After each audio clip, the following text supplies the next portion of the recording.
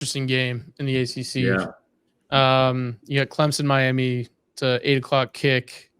Clemson is at Miami. Mm-hmm.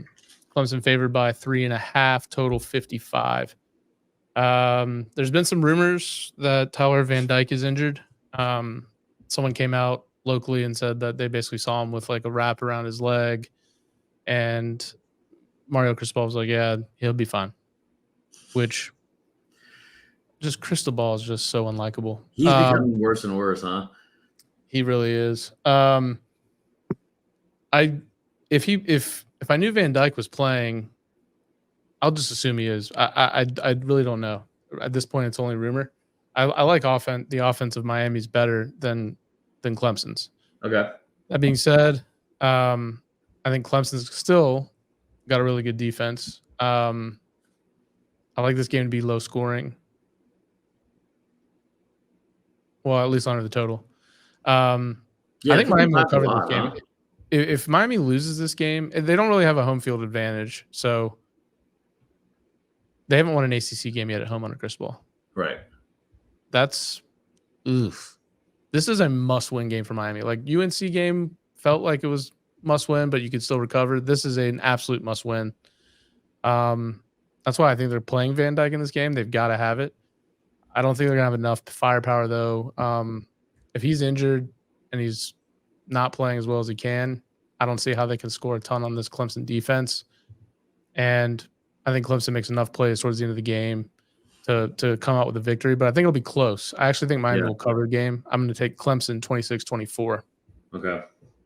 Yeah. I'm going to go into this with as little.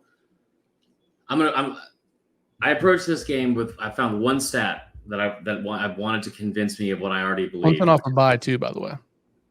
Bingo. Clemson's coming off a bye, and they are 13-2 coming off a bye week under Dabo Swinney and winning those games by an average of 17 points per game. Miami's coming off 2 losses, so I don't know how confident they can be. And like you said, they're not going into a hostile environment or anything like that. I think that Clemson is still a place that they can block out the outside noise and also, like we've seen in the past, get better on a bye week and kind of regroup. Like, I felt good about how they looked against Syracuse. After I felt really good how they looked against Florida State. They probably should have won that game several times. Oh, yeah.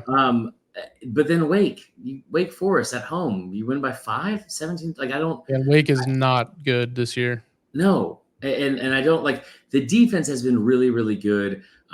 They've given up 300 yards of offense only twice this year.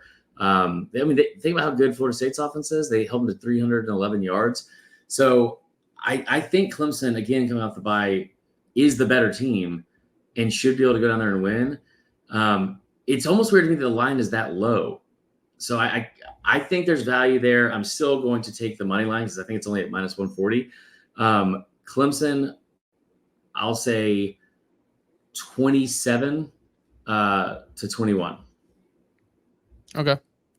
Yeah, as a Florida State fan, it would be hilarious to see Miami lose. It would also be hilarious to see Clemson immediately lose after Dabo's like, well, maybe we should lose a few games. Start this week. Yeah.